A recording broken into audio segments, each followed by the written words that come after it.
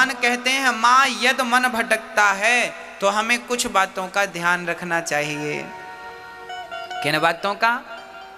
बोले हमें मन क्यों भटकता है इस पे विचार करना चाहिए। अब मैं आपको बताता हूं मन क्यों भटकता है। आप बहुत ज्यादा देखते हैं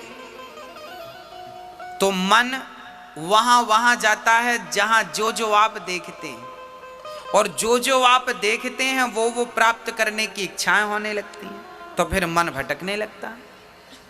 दूसरी बात, आप बहुत ज्यादा सुनते हैं इसके बारे में उसके बारे में, ये बात वो बात, तो फिर वो बात आप अकेले हैं तो गूंजती रहती। आज फलाने ने ये कहा, आज फलाने ने ये कहा, आज ऐसा कहा, ऐसा हो जाता तो ऐसा कर लेते, ऐसा कर लेते तो ऐसा हो जाता। ये मन भटकने लगा। आपका मन जरूरत से ज्यादा भटकने लगता है, अधिक भटकता है आपका मन। अब मन को शांत कैसे करें? बोले मन को शांत करने के हम उपाय बता रहे हैं। मन को शांत करने के कुछ उपाय हैं। पहला उपाय, अधिक से अधिक भगवान की कथाएं सुनिए। मैया जी आप बताइए, अभी आपको यहां बैठे लगभग 1.5 घंटा हो गया। वैसे तो 1.5 घंटे हो गए, फिर भी हम 1 घंटा मान लें। आपको यहां बैठे लगभग 1 घंटे हो गए। अब आप बताओ, इस 1 घंटा में क्या आप में से किसी का भी मन भटका? आप अपनी बात करिए और प्रत्यक्ष बात करिए, सबूत के साथ बात करिए, प्रमाण के साथ बात करिए। आप यहां 1 घंटे से बैठे हैं, इस 1 घंटे में आप में से किसी का मन भटका? हाँ या ना? नहीं भटका? तो देखिए, ये बात, इस बात का सबूत है कि भगवान की कथा यदि हम नित्य सुनना शुरू करें तो मन का भटकाव धीरे धीरे समाप्त हो जाएगा। मन का भटकना मिटेगा तो भगवान की कथा से मिटेगा। ये पहली बात। अब प्रश्न दूसरा, अब कथाएं रोज रोज तो होंगी नहीं, तो फिर क्या करेंगे? बोले जब कथाएं हों तो कथाएं सुने, और जब कथाएं ना हों तो कीर्तन करें। बैठ जाएं घर में, मंदिर में, कहीं भी, और कीर्तन करें। श्री कृष्ण गोविंद हरे मुरारी, हे नाथ नारायण बा, श्रीमन नारायण नारायण नारायण। हाँ, कीर्तन करिए, श्रीमन नारायण नारायण नारायण, श्रीमन नारायण। पहली बात है कथा सुनिए, और दूसरी बात कीर्तन करिए। काम करते रहना और नाम जपते रहना। अब जैसे हमारी माताएं सुबह सुबह बच्चों को टिफिन बनाती हैं, बच्चों को स्कूल भेजती हैं, जैसे आप उठो, आंख खुलते ही कीर्तन करने लग जाओ, श्रीमन नारायण नारायण। नहा रहे हैं तो नहाते जाओ, श्रीमन नारायण नारायण ना।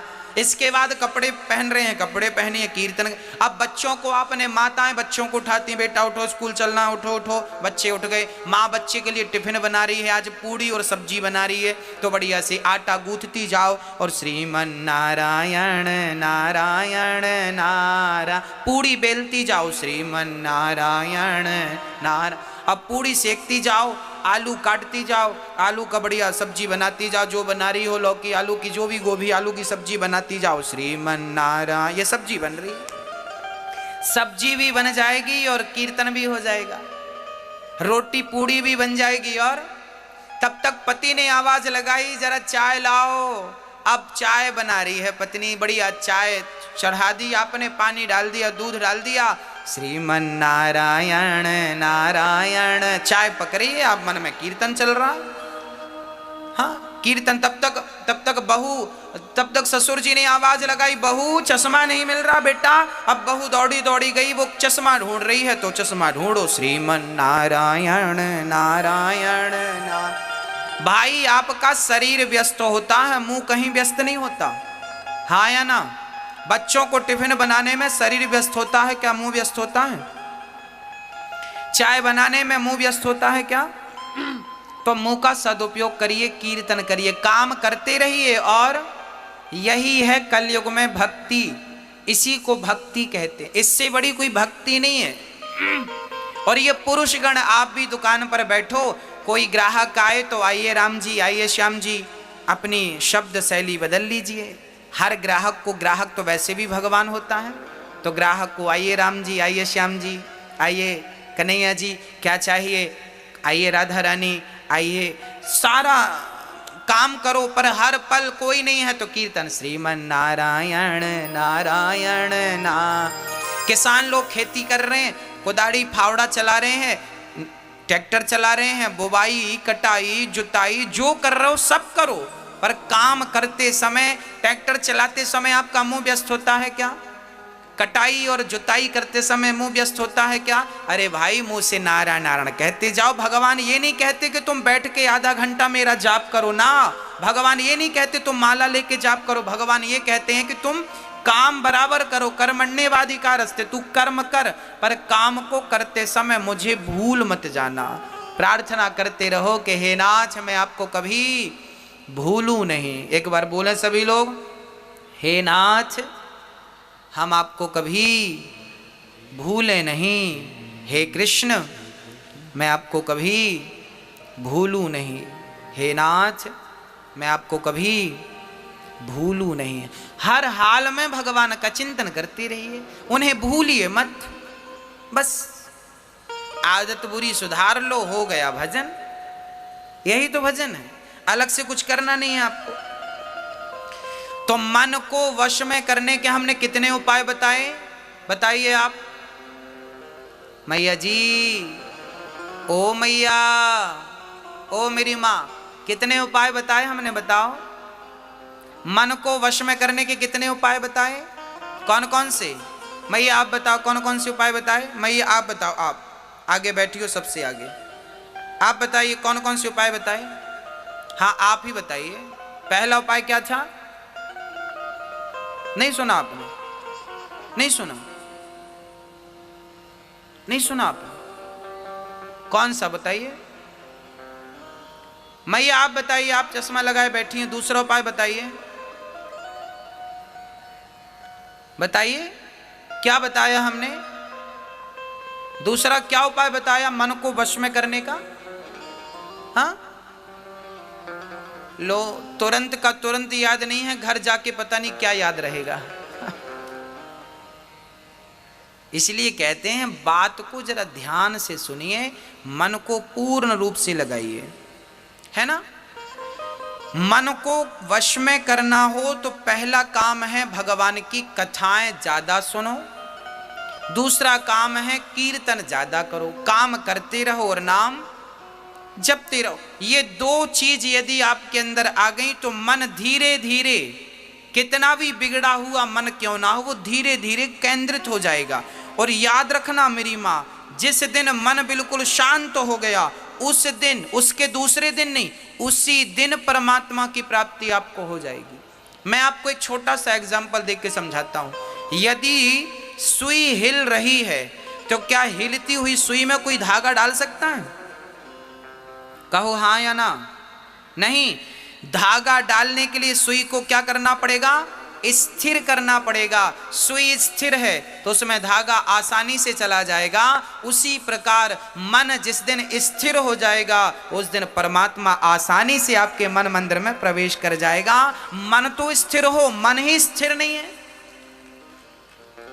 मन की गति है अटपटी, झटपट लखे न कोय, और मन की जब खटपट मिटे तो झटपट दर्शन होए। मन के हारे हार है, मन के जीते जीत, और मन ही मिलावत राम से, मन ही करत फजीत। सारी गति मन की ही है। मन, गीता में लिखा है मन एव मनुष्याणाम बंधनम मोक्ष कारणम। ये मन ही बंधन का कारण है और मन ही मोक्ष का कारण है। मैया जी, बंधन का कारण क्या है? मन। और मोक्ष का कारण क्या है? मन। ये मन ही बांधता है और ये मन ही मुक्त करता है। अब आप कहेंगे महाराज जी मन बांधता भी और मुक्त करता, ये कैसे? देखिए, चाबी ताले की एक ही होती है। उस चाबी को आपने इधर कर दिया तो ताला बंद, और चाबी को इधर कर दिया तो ताला खुल गया। बस मन को इधर लगाया, मन को इधर लगाया, पत्नी में, पति में, बच्चों में, परिवार में, मन को इधर लगाया तो बंधन है, और मन को उधर लगा दिया परमात्मा में तो मोक्ष है। यही तो बंधन है, यही तो मुक्ति है। ये मन ही चाबी है। आप इसे कितनी गंभीरता से सुन रहे हैं और समझ रहे हैं मुझे नहीं पता, पर मैं आज जीवन की कुंजी अर्थात चाबी आपको देके जा रहा हूं कि मन ही बंधन है और मन ही मोक्ष है। मन ही आपको भवसागर से मुक्त करेगा और मन ही फंसाए रखा है अभी आपको। हाँ, आपको छत में जाना हो तो कैसे जाते हैं आप लोग? सीढ़ी से। और छत से नीचे आते हैं तो कैसे आते हैं? सीढ़ी ही ऊपर ले जाती है और सीढ़ी ही नीचे लाती है। ये मन सीढ़ी है, ये मन भगवान में लगाओगे तो ये मन ऊपर ले जाएगा, और मन संसार के विषयों में लगाओगे ना तो मन नीचे गड्ढे में लाके डाल देगा। मन ही सीढ़ी है। अब आप समझिएगा, ये जो मन है इसे शांत कैसे किया जाए? कथा और कीर्तन से शांत किया जा सकता है। अब मैं मन की कितनी विकृतियां हैं मैं उन पर प्रकाश डालता हूं। अच्छा मैया जी ये बताओ, आपके दुख का कारण क्या है? बताइए। आप कहती हो ना महाराज जी हम बड़े दुखी हैं, हम बड़े परेशान हैं, हमारे साथ ये हो रहा है, हमारे साथ। आपके दुख का कारण क्या है? जोर से बोलो। आपके दुख का कारण है मन। क्या कारण है? अब आपको स्पष्ट करके बताऊं दुख का कारण मन कैसे है। आइए समझते हैं, बहुत गंभीरता से समझिएगा। आज मैं मन से जुड़ी हर चीज पर प्रकाश डालूंगा ताकि मन को लेके जितने भी डाउट हैं आपके भीतर वो क्लियर हो जाए, संदेह समाप्त हो जाए मन को लेकर। और मन बहुत बड़ी चीज है, समझिएगा। अच्छा एक बात बताइए, हमारी माताएं इतना सा पेंडल सोने का पहने गले पे, उसे भी मंगलसूत्र कहते हैं। और माताओं से कहो क्यों इतने से पेंडल से तुम खुश हो? नहीं, मन कहता है इतना बड़ा हो, कम से कम 4 लोगों को दिखे तो कि हमारे गले पे कुछ है। तो बताइए, आप इतना सा सोने का पेंडल पहनोगी तो भी सुहागिन रहोगी, पर इतना बड़ा होना चाहिए, ये किसकी इच्छा है? किसकी इच्छा है? मन की इच्छा है। अरे 100, 150, 200 रुपए की साड़ी पहन लोगी ना तो आपका शरीर ढक जाएगा, पर कम से कम 1000 रुपए की हो, ये किसकी इच्छा है? मन की। हाँ, आपका गुजारा तो छोटी सी गाड़ी से भी हो जाता है, पर बड़ी कार हो, किसकी इच्छा है? अरे गुजारा तो छोटे से घर में भी हो जाता है, पर बड़ा आलीशान बंगला हो, ये किसकी इच्छा है? ये आपकी इच्छा नहीं है, ये तो मन की इच्छा है। पूरी जिंदगी आपका मन आपसे गुलामी कराता है और आप अपने मन की गुलामी करते हैं, और मन की इच्छाएं पूरी करते करते करते करते आप खुद पूरे हो जाते हैं। क्या मन की इच्छाएं पूरी होती हैं?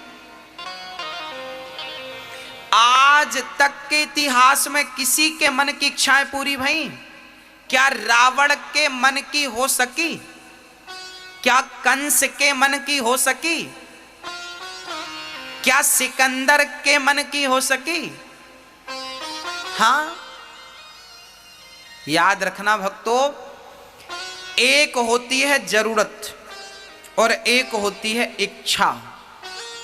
जरूरत हमारी क्या है मेरी माँ? रोटी, कपड़ा, मकान और शिक्षा। ये हमारी क्या है? ये क्या है हमारी? ये हमारी जरूरत है। रोटी, कपड़ा, मकान, शिक्षा हमारी जरूरत है, पर हमारी गाड़ी हो, बंगला हो, नाम हो, पद हो, प्रतिष्ठा हो, खेती हो, बाड़ी हो, ये क्या है? ये जरूरत नहीं है, ये तो इच्छा है, और जरूरत तो भिखारियों की पूरी हो जाती है, और इच्छाएं तो बड़े बड़े राजा महाराजाओं की पूरी नहीं होती। इसलिए जिंदगी जरूरत के हिसाब से होनी चाहिए, इच्छाओं के हिसाब से। जिंदगी में जरूरत तो हो मेरी मां, पर जिंदगी में इच्छाएं ना हो। आप जरूरत में और इच्छा में अंतर समझ रहे हैं कि नहीं? मैं जरूरत और इच्छा में अंतर बोल रहा हूं। जरूरत है रोटी कपड़ा मकान शिक्षा, और इच्छा तो फिर इच्छाएं तो पूरी होंगी नहीं आपकी। आज आप सरपंच बन जाओ तो आपकी इच्छा होगी हम ये मंत्री बन जाएं, तो फिर मुख्यमंत्री बन जाएं, तो फिर प्रधानमंत्री बन जाएं, तो ये इच्छाएं बढ़ती जाएंगी बढ़ती जाएंगी बढ़ती जाएंगी, किसी की पूरी नहीं भई तो आप और हम कहीं के नहीं हैं। इसलिए मन को ज्यादा तवज्जो ना दें, मन को ज्यादा आप महत्व ना दें, मन को पड़े रहने दीजिए। मन की ज्यादा ना सुना करो। आप लोग ना मन की सुनते हो, इसलिए वो आपको परेशान करता है। अच्छा एक बार क्या हुआ, एक राजा ने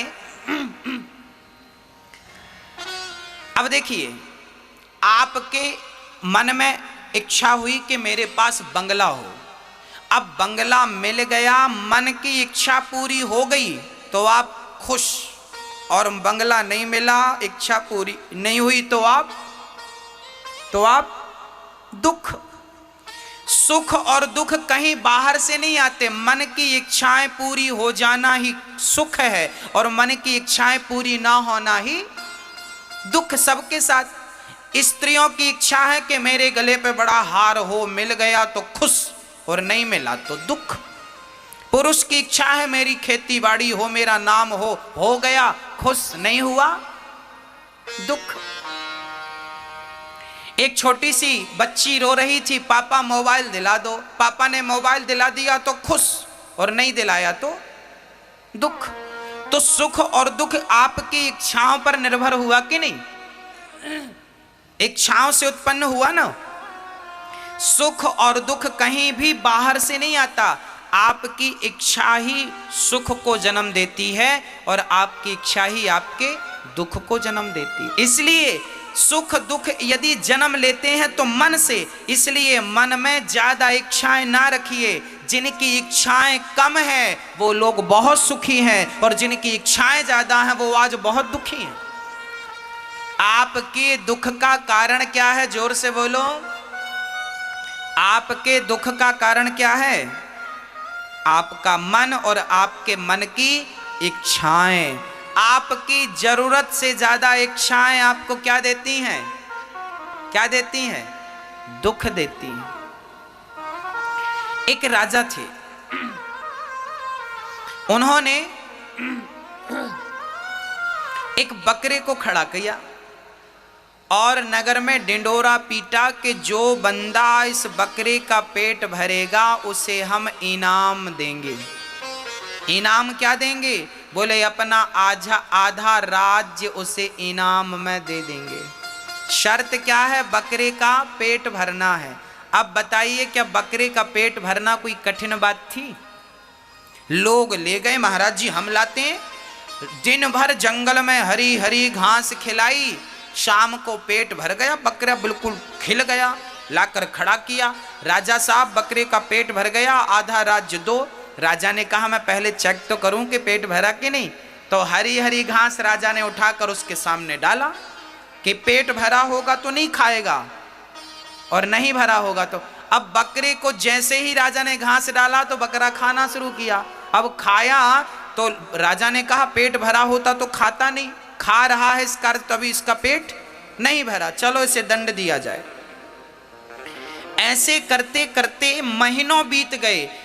बड़े बड़े समझदार लोगों ने ट्राई किया पर कोई भी बकरे का पेट ना भर सका। आप बताइए बकरे का पेट भरता है? कितना भी खिलाओ पर थोड़ी सी घास देखेगा तो फिर वो खाएगा। सही है क्या? हाँ या ना? सही है। एक महात्मा जी को पता चला कि बकरे का पेट भरना है। महात्मा जी बोले ठीक है राजा हमें मौका दो। राजा ने मौका दिया। महात्मा जी जंगल ले गए और बढ़िया बांस का डंडा तोड़ लिया बाबा जी ने, और जैसे ही बकरा घास खाए तो बाबा जी उसके मुंह पे एक जमाए। बकरा दूर खड़ा, बकरा बाबा की तरफ देखे, फिर घास खाने जाए बाबा, फिर उसके मुंह पे एक लाठी जमाए। अब बकरे को समझ आने लगा कि मैं घास खाता हूं तो लाठी पड़ती है, तो लाठी ना पड़े यदि घास ना खाऊं। बकरा चुपचाप खड़ा रहा। बकरे को उतना ही खाने को दिया महात्मा जी ने जितनी उसकी जरूरत थी, जितने में वो जिंदा रह सके। बस अब अधिक घास खाए तो लाठी पड़े। अब बकरा चुपचाप खड़ा, आंख बंद करके, ऐसा लगा मानो इसे सन्यास हो गया। शाम को महात्मा जी ने बकरे को खड़ा कर दिया राज दरबार में। महाराज पेट भरा है इसका। राजा ने देखा बकरे का पेट बिल्कुल खाली दिख रहा था। राजा बोले पेट खाली है। महात्मा जी बोले पेट पे ना जाइए, आप ट्राई कीजिए। राजा ने घास डाला जैसे ही, तो महात्मा जी बकरे ने सबसे पहले बाबा को देखा। बाबा ने कहा बेटा खाना मत। महात्मा जी की बात मान ली, बकरे ने आंख बंद कर ली। राजा घास डालते गए, डालते गए, डालते गए, डालते गए, पर एक रत्ती घास बकरे ने नहीं खाई। राजा चरणों में गिर पड़े, महात्मा जी ये कैसा पेट भर दिया आपने। महात्मा जी बोले बेटा जैसे बकरे का पेट कभी नहीं भर सकते आप, ऐसे इस मन का पेट कभी नहीं भर सकते आप। ये मन ही बकरा है। जैसे हमने बकरे के मुंह पे लाठियां मारी तो इसने खाना पीना बंद किया, ऐसे ही आप भी अपने मन में संयम की लाठियां मारिए। देखना इंद्रियों के न घोड़े बढ़े, इनमें संयम के हरदम कोड़े पड़े। इनको रथ के सुमार्ग लगाते चलो और मन से गोविंद गोपाल गाते चलो। संयम जानते हैं ना, मेरी इच्छा हो रही है कि मैं रसगुल्ला खाऊं, परंतु इच्छा तो हो रही है, पर मैं बोलूं ना मैं नहीं खाऊंगा क्योंकि ये नुकसानदायक है। हाँ, आप की इच्छा होने के बाद भी आप ना करें वो काम, इसे कहते हैं संयम। धीरे धीरे जब आप कंट्रोल करेंगे तो फिर वो इच्छाएं समाप्त हो जाएंगी। फिर वो मन, बकरा पहले परेशान कर रहा था, कुछ भी खाता और फिर राजा डालता तो खाता, और अब बाबा जी ने जो लाठियां जमाई तो अब नहीं खाता। अर्थात मन को भी थोड़ा सा डांटिए, मन को भी थोड़ा सा मारिए। गोस्वामी जी डांट रहे हैं, रे मन तू सत्संग कर, छोड़ जगत की रीत, और अंत समय पछताएगा जब आयु जाएगी बीत। रे मन सब सो निरस है, सरस राम सो होए, उचित सिखावन देते हैं निस दिन तुलसी तोय। रे मन, मन मन मन मन को बहुत डांटा गया है, और 4 वेद और 18 पुराण आपसे केवल एक ही बात कहते हैं कि आपने अपने मन को साध लिया तो आपका वेद पुराण सुनना समझना सफल हो गया। और मन कंट्रोल ना कर सके तो सब कुछ करने के बाद भी आपने मन को कंट्रोल नहीं किया तो सब बेकार। इसलिए गोस्वामी जी कहते हैं कि निर्मल मन जन सो मोहि पावा, और मोहि कपट छल छिद्र ना भावा। भगवान को कौन सा मन पसंद है मेरी मां? बोले निर्मल मन जन, जिसका मन स्वच्छ हो गया है, निर्मल हो गया है, निष्कलंक निष्कपट हो गया है, उसके मन को परमात्मा स्वीकार कर लेते हैं। और जिसके मन में राग है, द्वेष है, छल है, कपट है, कुछ भी भरा है गंदा, भगवान कहते हैं अभी ये योग्य नहीं हुआ। तो मन को आप ठीक करें। कैसे ठीक करें? बोले कथाएं सुने, अधिक से अधिक कीर्तन करें और इच्छाएं कम करें। ये उपाय मन को ठीक करने के हैं। मन की जो बीमारी है उस बीमारी से आप इस प्रकार से बच सकते हैं। किस किस को ये बातें समझ में आ गई? हाथ उठाओ। समझ में आ गई तो हाथ उठाना, नहीं तो फिर पूछना, फिर से रिवीजन कर देंगे। मैया हाथ उठा रही हो, समझ में आ गया? बताओ आपके दुख का कारण क्या है? हाँ मैया जी आप बताओ आपके दुख का कारण क्या है? मैया, ओ मैया, मैया जी कहाँ देख रही हो? बताओ आपके दुख का कारण क्या है? मन। मन भर बोलेंगे तो बात अधूरी रहेगी। आपके दुख का कारण है आपकी अधिक इच्छाएं। मन की अधिक इच्छाएं आपके दुख का कारण है। यदि आप बोलेंगे दुख का कारण मन है, तो फिर आप सामने वालों को समझा नहीं पाएंगे ना। इसलिए पूरी बात बोलिए कि दुख का कारण है मन की अधिक इच्छाएं, ये दुख का कारण है। और सुख का कारण है मन का संतोषी हो जाना। गौधन गजधन